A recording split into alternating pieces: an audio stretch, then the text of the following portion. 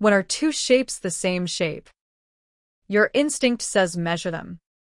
Your instinct is about to fail you. Stretch it. Bend it. Shrink it. Still the same object. Now cut it. That is something else. Glue 2 points together. Also something else. So the rule was never about size or angle. It is about what you may do on the way. And 2 moves are forbidden. Cutting and gluing. That deformation is a function. F sends every point of x to exactly 1 point of y. Nothing left over. Move a little in x.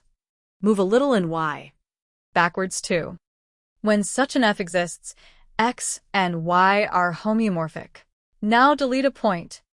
From the loop, 1 piece survives. From the 8, 2. No deformation can turn 1 piece into 2. So that f does not exist. Not now. Not ever. So not the same.